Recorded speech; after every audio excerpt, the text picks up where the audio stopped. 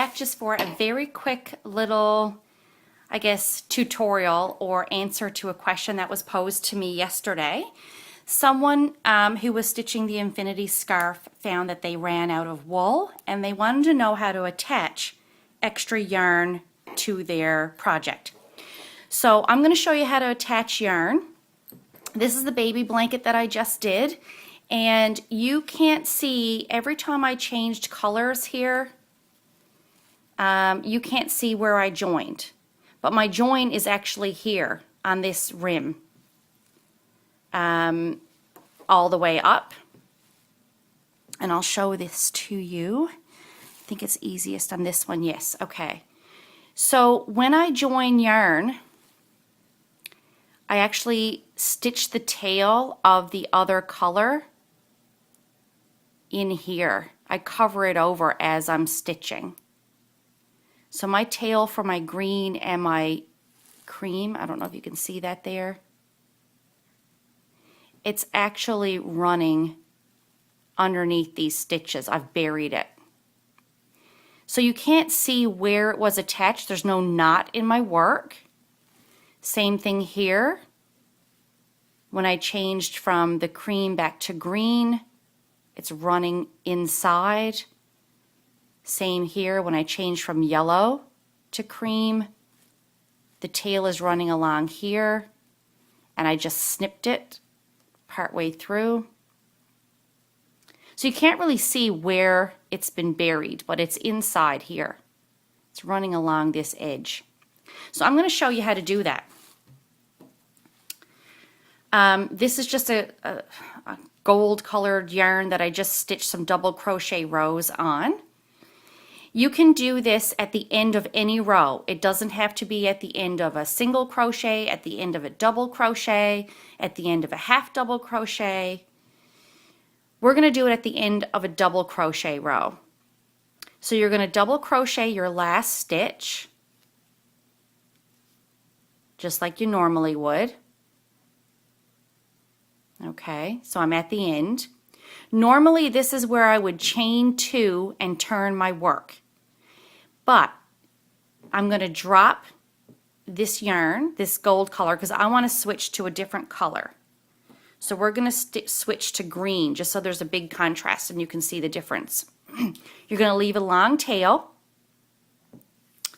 And you're going to just pick up that green and pull it through your loop from your double crochet. And then you're going to chain two with your green. So 1, 2, and I'm kind of holding the tails with my other fingers here. Once you get your chain 2 done, you're going to pull your gold color tight so it kind of buries that loop. And you're just going to give your green one a little tug.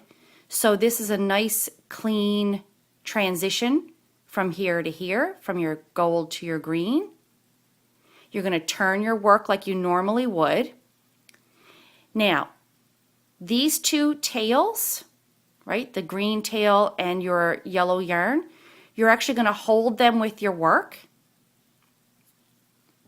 Your yarn that you're crocheting with, you're going to work with that like you normally would. So you're going to go, if we're going to continue our double crochet, you're going to yarn over. You're going to go into your hole, but you're going to make sure that these strands, these ends, are on top of your crochet hook as well. You're going to yarn over and pull through. Then you're going to yarn over and pull through two, like you would for a normal double crochet. Yarn over, pull through two. Then you're going to do it again. Yarn over, go into your next stitch, making sure these two tails are on top of your hook, so they're running along the top edge of your stitching here. You're going to yarn over, pull through, yarn over, pull through two, and you're being careful not to snag those tails as you're pulling through. Yarn over, pull through two. Okay, there we go. You're going to yarn over, go into the next stitch, again making sure these tails are on top yarn over, pull through, yarn over, pull through 2, yarn over, pull through 2. So you're just going to continue double crocheting like that, making sure the tail is on top of your needle, your crochet hook, each time to the end of the row. When you get so far across your row, if your row is really long, or when you get to the end of where the tail is of your stitching, you can just snip the yarn. There's no need to make a knot. There's no need to weave in any ends later. So for example, when we get to the end here, I'm just going to cut that off. Just going to cut off those tails. I'll show you. Actually, let me pull my hook out here. I'll turn this around. So you can see we've successfully changed color, right? The tails of your green yarn and your gold yarn are being woven in underneath the stitch as you're going. There's a clean edge here from where you changed color. And the side where you're crocheting across also is clean. The only difference is you may notice your beginning stitch right here is a little bit higher because this is where you added the yarn and this is where the gold ends. That's not a big deal. It's not going to be noticeable in your finished project, but your ends are buried. So if you want to snip those ends off, you can snip them like so. No knots required. And you can continue to crochet to the end of your piece.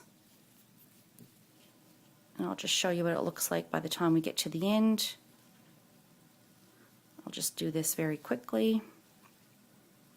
If you have any other questions, by the way, that you come across as you're working with the infinity scarf and you want to ask questions or anything, feel free to let me know. And I'll do my best to answer them. Sometimes I can answer them very quickly, and other times it's easier just to do a little short video. So there, I'm at the end of the row. That's what it's going to look like with your transition color from the side you just stitched. And when you chain 2 now to turn your work, this is what it's going to look like on the other side.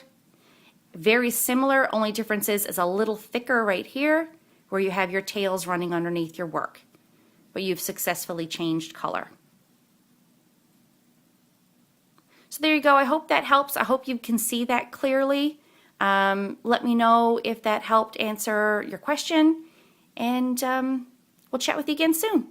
Bye for now.